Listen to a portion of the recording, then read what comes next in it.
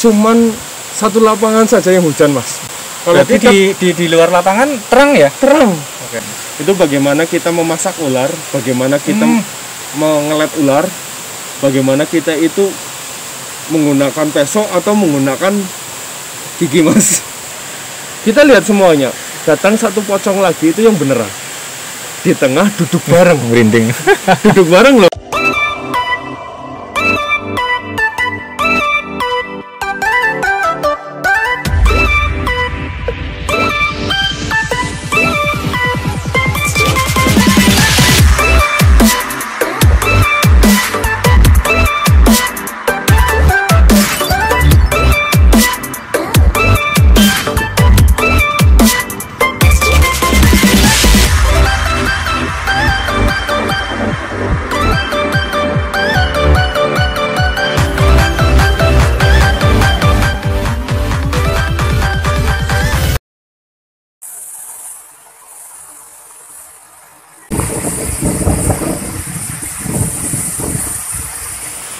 Halo guys, assalamualaikum, selamat datang di Anjok Avian Channel. Dan sekarang lagi bareng Mas Heru lagi ya. Nah ini kita lagi habis jalan-jalan. Nah tadi udah muter-muter, ini kita lagi di Curug apa nih namanya, Mas? Katanya Curug Penganten. Katanya Curug Penganten ya? Ya, karena namanya juga di depan Curug Penganten. Oke. Iya. Dan ini kita sekarang lagi mau ngobrol santai aja nih, Mas. Oke, Nah, ngobrol santai ya. Mas Heru ini kan juga ada di Pramuka ya, Mas ya? Oke. Melatih pramuka segala macam ya. Ada cerita-cerita atau pengalaman-pengalaman yang seru nggak, Mas, selama mungkin melatih pramuka sama anak didiknya yang mungkin bisa di-share? Pengalaman apa nih, kan banyak kan pasti pramuka kan ke gunung kemana gitu kan? Betul sekali. Ya, silakan Mas. Yang pertama, kalau di pramuka itu pasti kegiatannya asik, Mas. Kalau suruh bercerita satu, kayaknya banyak banget ya kan, pengalaman-pengalaman yang memang luar biasa bersama teman-teman, bersama dengan beberapa sekolahan. Mungkin dari awal saya jelaskan sedikit ya tentang pramuka itu. Pramuka itu bagi sebagian orang itu ada yang menganggap remeh. Cuman kegiatan pramuka. Kebanyakan orang ada yang meremehkan pramuka. Padahal pramuka itu adalah mendidik karakter bagi generasi muda. Kepemimpinan mereka, mental mereka, kedisiplinan mereka. Di sini saya sedikit bercerita tentang pengalaman beberapa sekolah yang kita latih juga, Mas. Dari berbagai pengalaman ini mungkin ada satu cerita yang menjadi kenangan itu ketika di lapangan itu kita kemah dalam bandara itu kan 3 hari, Mas. 3 hari di sini memang kegiatannya memang asik. Hari pertama itu alhamdulillah kita dikasih terang, kita masih bermain game, terus soal-soal untuk materi dan yang lainnya untuk kenaikan bandara. Nah hari keduanya ini sudah sedikit mulai mistis, Mas. Oh, apa itu, Mas? Hari kedua nih, apa nih, Mas? Hari kedua ini bagi saya sendiri ini sih bukan mistis. Kalau bagi saya sendiri itu lebih ke kebesaran Allah mungkin. Kita diberi ujian itu di lapangan itu cuman satu lapangan saja yang hujan, Mas. Kalau di luar lapangan terang ya? Terang. Oke. Satu lapangan hujan, dan itu menjadi hujannya nggak terlalu besar, cuman gerimis. Tapi bagi anak-anak itu satu mungkin aneh, tapi itu itu kalau bagi saya itu kebesaran Allah. Dan keduanya anak-anak malah saya itu bersyukur itu karena dingin, Mas. Jadinya nggak terlalu panas banget di lapangan. Oke, sebentar Mas Heru, tak potong dulu. Ini kan berarti kan hari kedua kemah ya? Betul. Kemah di lapangan gitu ya. Ini waktu itu masih ingat nggak ada berapa puluh murid di situ? Jumlah total 635. Berarti penuh ya satu ini ya? Penuh. Dan itu malam ya kejadiannya ya? Kejadiannya dari pas hujan itu? Siang sampai malam. Oh, siang sampai malam hujan? Iya. Tapi cuma di area lapangannya ya? Betul. Oke, lanjutkan, Mas. Oke ya. Setelah itu saling bertukar pikir. Bertukar pikir maksudnya kayak gini. Kita senior. Kebanyakan dari pelajaran kalau yang kebanyakan yang tidak benar itu kan senior itu dengan junior, wah menindas. Wah, langsung dengan kasar atau bagaimana. Sebenarnya tidak. Kalau senior itu mengajarkan cuma satu. Anak pramuka itu dilarang itu mentalnya itu cengeng. Oke. Satu. Keduanya itu mandiri. Mandiri ya. ketiganya dia itu menjadi leadership, kepemimpinannya sangat luar biasa sekali. Setidaknya dia itu bisa berguna untuk masyarakat. Iya. Karena memang gembelengan-gembelengan yang dulu sama kakak senior saya ataupun dengan para pelatih saya sebelum saya menjadi pelatih itu, saya mendapatkan satu hal, Mas. Mungkin saya berani mengambil suatu tindakan di kenyataan. Maksudnya apapun kerjaan, apapun yang sekarang saya dapat tugas itu tidak pernah untuk mengeluh. Bagaimana kita itu menyelesaikan.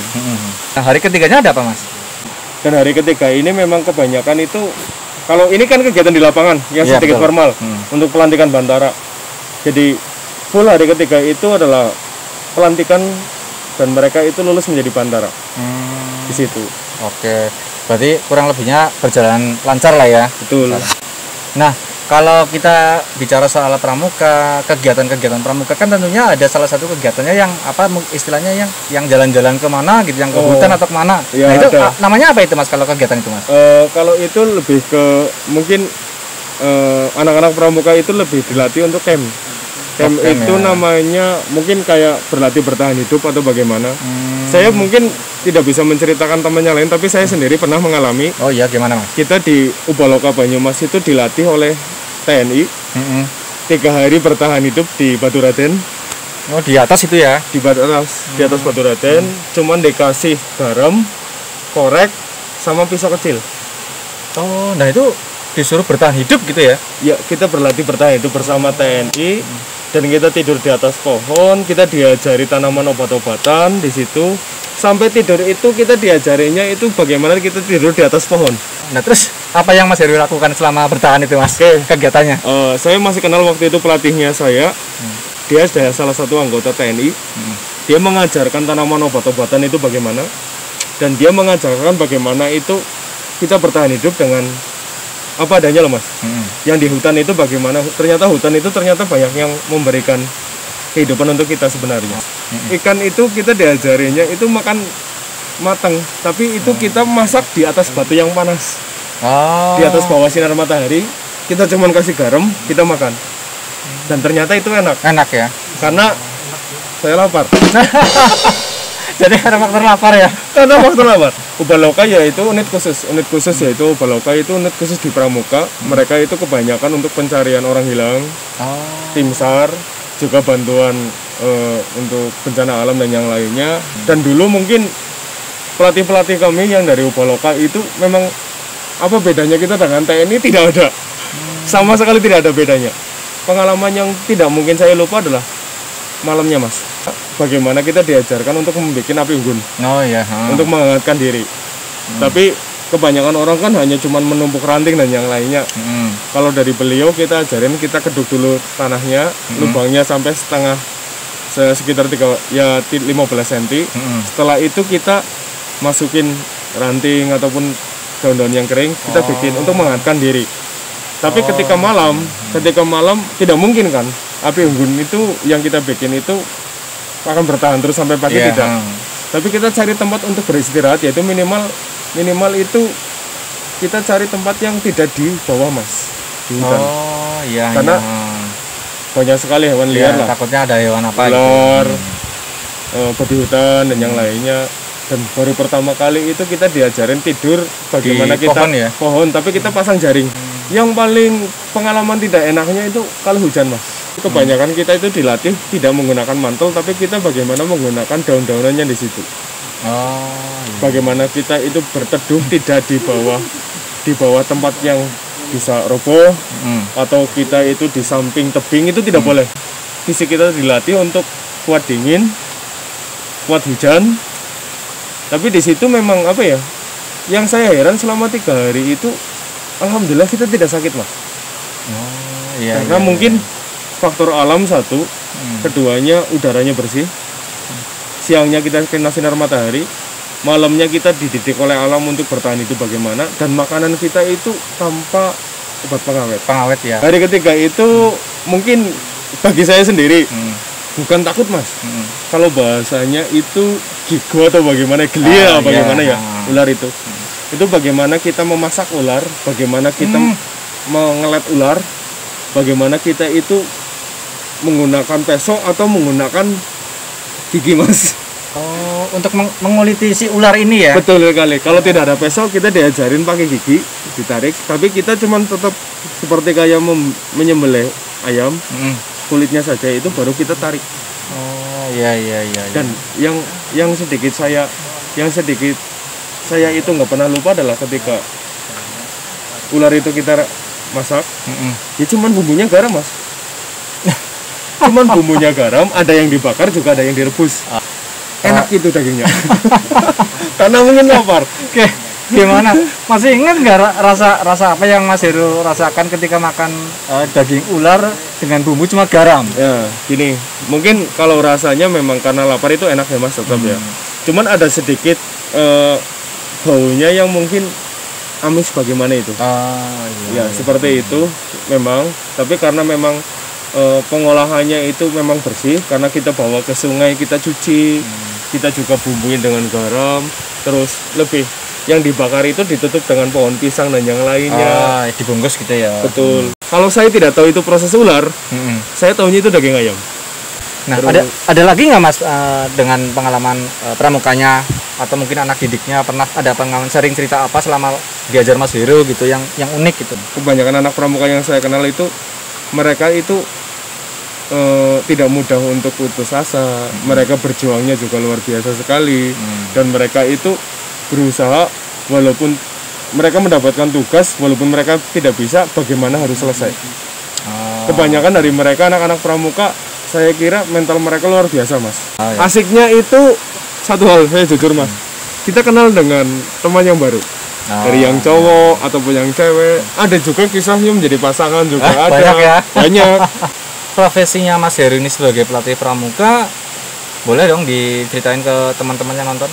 Sebenarnya tugas yang Mas Heru selama melatih anak-anak didik ini, siswa-siswa pramuka ini apa aja sih mas selama kegiatan di luar gitu misalnya? Apa aja sih yang Mas Heru biasa latih ke mereka? Oke ya. Pelatih itu sebenarnya gini mas, saya jelaskan dulu. Teknik dasar-dasar pramuka, administrasi tentang pramuka dan yang lainnya ataupun kedisiplinan kita itu terapkan kepada anak didik kita. Saya itu paling menentang sekali jika ada pelatih yang memberi harga. Oke. Nah, maksudnya kayak gini, pramuka itu kan prajamuda karana, ikhlas bakti bina bangsa, berbudi bawa laksana. Apa salahnya sih kalau kita itu memberikan suatu ilmu terhadap anak didik kita, adik-adik kita? Kayak tugas pelatih itu jadi sebenarnya simpel mas. Pelatih itu mengajarkan dari segala hal. Salah satunya yang pertama, kita ajarkan bagaimana bersikap menjadi seorang pramuka sejati. Pramuka sejati itu adalah kedisiplinannya, terutama dari pakaian. Pakaian yang paling sering banget dilupakan oleh anak-anak, rambut. Rambut, pakaian, dari hal-hal yang kecil dulu lah mas. Kita gembleng dari situ dulu agar mereka itu, saya tidak butuh orang pintar, tapi saya pengennya orang yang bisa belajar. Yang lainnya teknik dasar kepramukaan itu kebanyakan PBB, baris berbaris. Bagaimana mereka bisa bersosialisasi, bagaimana mereka itu bisa menunjukkan karakter kepemimpinan mereka mas. Tugas pelatih itu menggiring mereka agar lebih percaya diri dan keluarkanlah sifat karakter kepemimpinanmu. Betul. Seperti itu yang saya tanyakan kepada anak-anak pramuka. Kenapa sih kalian suka pramuka, sedangkan pramuka itu kan kadang dihukum, kadang panasan. Satu hal, mungkin ini jawaban yang di hati saya dengan anak-anak pramuka yang lainnya. Karena sebenarnya pramuka itu menyenangkan mas. Kalau boleh ditambahin sedikit nih, pengalaman pramuka kemana gitu, terus menemukan kejadian-kejadian yang mungkin di luar nalar. Kejadian ini terjadi waktu kita di jurit malam. Kebanyakan orang itu mengatakan jurit malam itu tidak berguna untuk anak-anak. Kalau saya punya penilaian tersendiri mas, bagi para pelatih adalah satu, tujuan jurit malam itu anak-anak yang bandel ini ataupun anak-anak yang kita masukkan ke dalam kuburan ini sebenarnya tujuannya untuk apa? Melatih mereka itu agar sadar ingat kematian. Betul. Kita bawa ke kuburan agar mereka itu bisa merenung. Itu yang pertama. Yang keduanya, kita latih biar tidak takut setan. Tapi lebih takut kepada Allah Subhanahu wa taala. Yang ketiganya, keberanian mereka. Keberanian mereka adalah ketika mendapatkan suatu tugas dan itu menjadi tantangan, apakah mereka itu berani masuk ke dalam kuburan atau tidak. Pengalaman yang mistis ada Mas, ada. Itu terjadi dengan saya sendiri. Mas Heri yang ngalamin berarti ya? Ya, dengan teman-teman yang lain. Apa itu Mas? Karena sebelum kita masuk ke dalam kuburan, kita pelatih dengan senior itu harus tanggung jawab. Betul. Kita harus masuk dahulu. Kita siapkan tempatnya, kita singkirkan yang misalkan daun-daunan kering atau apa, takutnya mau ada ular atau bagaimana. Lah, di sini kita biasanya kasih trap mental, yaitu kita bikin salah satu DA-nya itu menjadi dandan pocong-pocongan loh Mas. Kita dandanin seperti pocong. Ini siapa ini yang dipakai kostum kayak gitu siapa? Senior. Senior. Senior Okay. Dan balok bantara yang hijau di sininya itu kita taruh di depannya. Oke. Dan ntar satu persatu anak itu masuk untuk mengambilnya. Oke. Disitulah ujian mereka mau berani atau tidak melewati kuburan atau mereka itu menjadi takut dan bagaimana. Tapi kita juga safety-nya itu kita siapkan untuk keamanannya Mas. Sekitar kuburan udah kita sebar semua seluruh senior dan alumnus untuk menjaga. Pokoknya kegiatan jurit malam itu yang pertama bukan kita cari asiknya, tapi kita cari keamanan anaknya dulu ya. Betul. Dan disitulah terjadi. Baru masuk ke 2 orang. Ini di Ambalan, salah satu sekolahnya saya kenal. Pocong itu kan satu Mas. Yang jadi-jadian ini ya. Jadi-jadian. Kita lihat semuanya. Datang satu pocong lagi itu yang beneran. Di tengah duduk bareng. Merinding. Duduk bareng loh. Oke. Duduk bareng. Lah teman saya yang menjadi pocong-pocongan ini, yang didandanin pocong itu ngiranya itu teman satunya lagi. Jadi dia juga lihat. Dikiranya temannya juga pakai temannya kostum. juga pakai ini. Lah kamu ngapain sih di sini? Kamu sebelah sana saja. Saya tugasnya di sini. Tapi yang ketika kita sudah tahu seperti itu, saya juga udah melihat Mas. Saya langsung kontak dengan HT dengan teman-teman. Siap-siap kode 2. Kode 2 itu kode siaga. Kode 2 itu kode siaga karena memang ada yang tidak wajar. Dan yang sedikit kita menjadi tertawa adalah pocong yang beneran itu nurut, geser. Jadi diminta geser sama yang pakai kostum yang jadi-jadian itu. Betul. Untuk geser gitu ya. Betul. Dan si makhluk ini ngikut gitu ya. Geser. Dia pindah ke jarak 3 meter. Tapi masih kelihatan Mas? Masih kelihatan itu. Itu beneran kelihatan. Hampir semuanya melihat. Cuman kan saya langsung kode 2. Kode 2 siaga itu saya tahu lah, senior itu semuanya tidak mungkin berani. Tapi mereka tidak mungkin meninggalkan pos karena lebih takut ke seniornya dibandingkan ke saya tanya. Saya berani yakin itu. Betul. Takut dihukum. Lah setelah kode 2 kita siap semuanya. Dan memang ada sedikit aneh Mas, kita melihat itu akhirnya salah satu teman saya itu membaca Al-Quran. Dan memang pocong itu mulai menghilang. Jadi sangat berbeda sekali sih dengan yang di televisi ataupun YouTube ataupun yang di mana. Tapi memang itu kita lihat itu seperti kayak menguap, hilang. Hilang kayak uap terus hilang. Nah, disinilah kekacauan dari jurit malam. Apa itu? Kan teman kita jadi pocong yang didandanin untuk jadi pocong itu. Lah, ini masih belum tahu kan ya ini ya? Ya, setelah hilang dia tahu pocong beneran. Tambah sadar dia takut, lari dengan masih pakai kostum itu ya? Masih dengan pakai kostum pocong keluar ke kuburan. 530 berapa anak jerit semuanya Mas. Dan itu lari menuju ke lapangan dan melewati warga. Sampai ke pos ronda itu sambil teriak semuanya, sampai kentongan itu bunyi semua. Kita bikin satu malam itu satu desa itu rame. Akhirnya datang ke lapangan. Akhirnya kita batalin karena demi keamanan anak-anak juga. Akhirnya kita ganti untuk renungan saja kurang lebih di tengah lapangan. Jadi saya kira tempat angker itu tergantung dari sugesti kita, niat kita, dan juga tingkah laku kita. Karena yang ditekankan di kuburan adalah satu, kita bisa mendoakan orang yang sudah meninggal. Kedua, kita belajar sopan santun di mana tempat itu katanya itu sakral, tempat orang meninggal. Ketiganya, kita bisa belajar dari suatu kuburan bahwa diingatkan tentang suatu kematian. Itu mungkin yang menjadi jurit malam yang penuh kenangan bagi saya. Karena membuat satu desa, satu lapangan, sampai warga itu lari semua, Mas. Gara-gara si pocong jadi-jadian ini ya. Gara-gara si pocong jadian ini.